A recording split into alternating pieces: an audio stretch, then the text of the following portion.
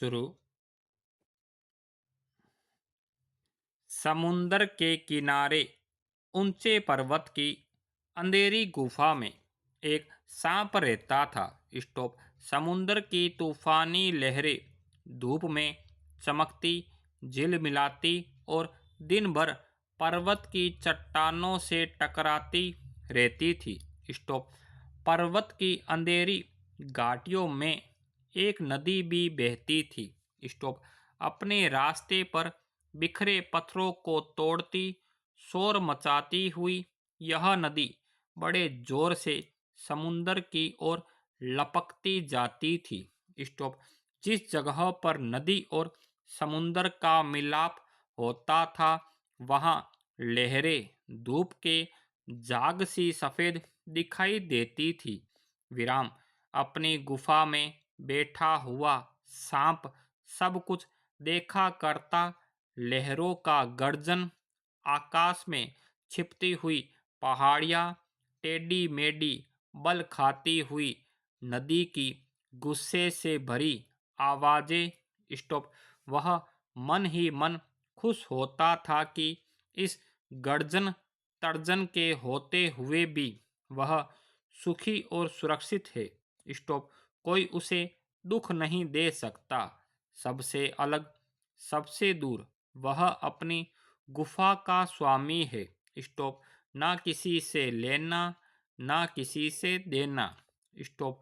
दुनिया की भाग दौड़, छीना झपटी से वह दूर है। स्टॉप।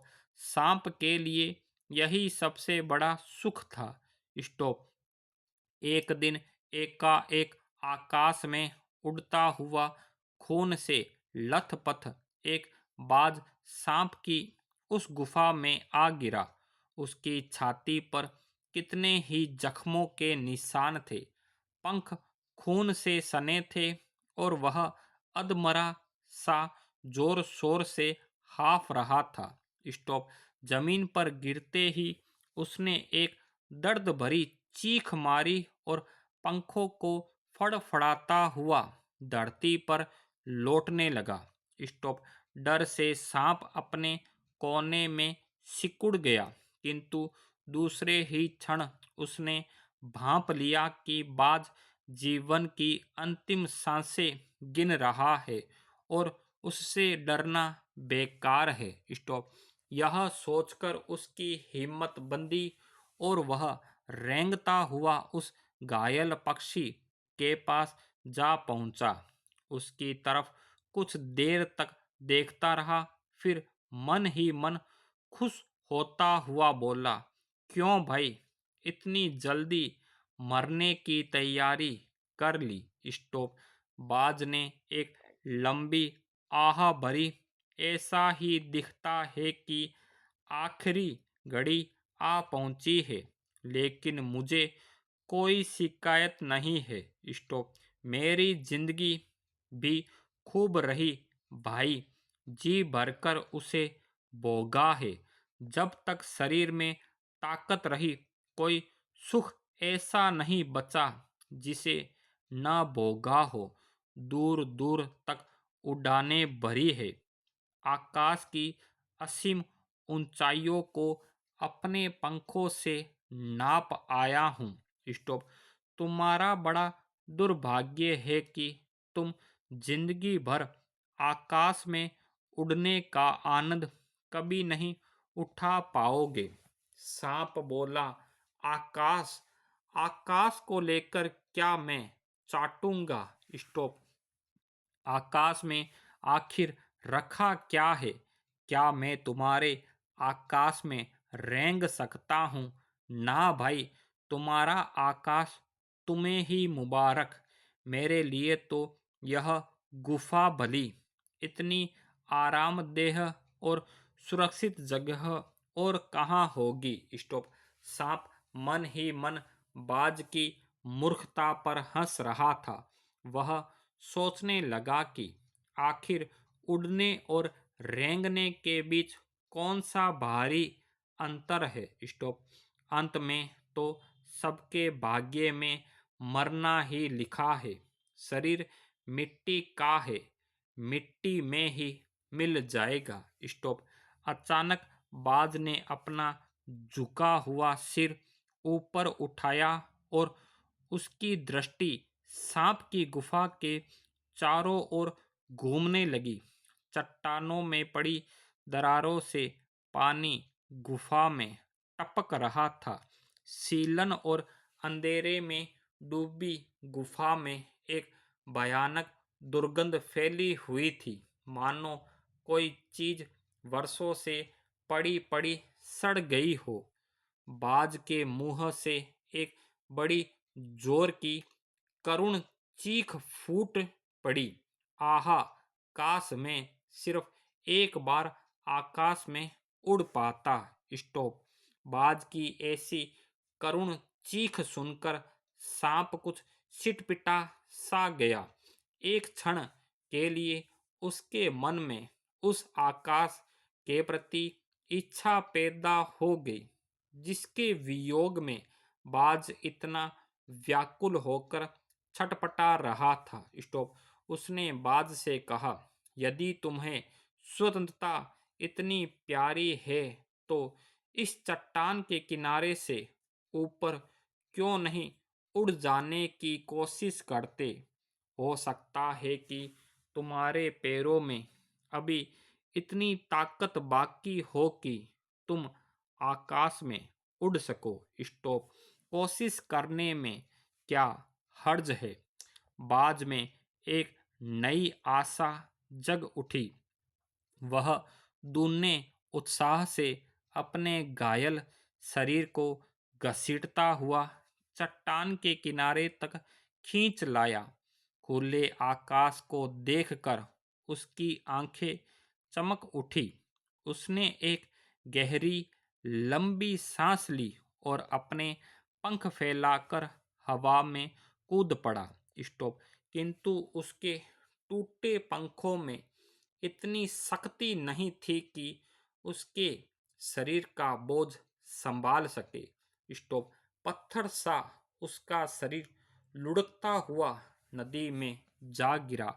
एक लहर ने उठकर उसके पंखों पर जमे खून को धो दिया। उसके थके मांदे शरीर को सफेद फैन से ढक दिया। फिर अपनी गोद में समेटकर उसे अपने साथ सागर की ओर ले चली। स्टॉप। लहरें चट्टानों पर सिर धुनने लगी, मानो बाज की मृत्यु पर आंसू बहा रही हो। स्टॉप। धीरे धीरे समुंदर के असीम विस्तार में बाज आंखों से ओझल हो गया। चट्टान की खखोल में बैठा हुआ सांप बड़ी देर तक बाज की मृत्यु और आकाश के लिए उसके प्रेम के विषय में सोचता रहा। स्टॉप। आकाश की असीम शून्यता में क्या ऐसा आकर्षण छिपा है जिसके लिए बाज ने अपने प्राण गंवा दिए। स्टॉप। वह खुद तो मर गया, लेकिन मेरे दिल का चैन अपने साथ ले गया। न जाने आकाश में क्या खजाना रखा है। एक बार तो मैं भी वहां जाकर उसके रहस्य का पता लगाऊंगा, चाहे कुछ देर के लिए ही हो। स्टॉप। कम से कम उस आकाश का स्वाद तो चख लूंगा। यह कहकर सांप ने अपने शरीर को सिकुड़ा और आगे रेंग कर अपने को आकाश की शून्यता में छोड़ दिया। स्टॉप। धूप में क्षण भर के लिए सांप का शरीर बिजली की लकीर सा चमक गया, किंतु जिसने जीवन भर रेंगना सीखा था वह भला क्या उड़ पाता। नीचे छोटी छोटी चट्टानों पर धप से सांप जा गिरा। स्टॉप। ईश्वर की कृपा से बेचारा बच गया, नहीं तो मरने में क्या कसर बाकी रही थी। सांप हंसते हुए कहने लगा, सो उड़ने का यही आनंद है। भर पाया मैं तो पक्षी भी कितने मूर्ख है, धरती के सुख से अनजान रहकर आकाश की ऊंचाइयों को नापना चाहते थे। स्टॉप। किंतु अब मैंने जान लिया कि आकाश में कुछ नहीं रखा। स्टॉप। केवल ढेर सी रोशनी के सिवा वहाँ कुछ भी नहीं। शरीर को संभालने के लिए कोई स्थान नहीं, कोई सहारा नहीं। स्टॉप। फिर वे पक्षी किस बूते पर इतनी डींगे हाँकते हैं?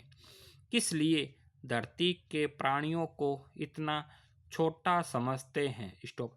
अब मैं कभी धोखा नहीं खाऊंगा। मैंने आकाश देख लिया और खूब देख लिया। स्टॉप। बाज तो बड़ी बड़ी बातें बनाता था, आकाश के गुण गाते थकता नहीं था। स्टॉप। उसी की बातों में आकर मैं आकाश में कूदा था। स्टॉप। ईश्वर भला करे, मरते मरते बच गया। स्टॉप।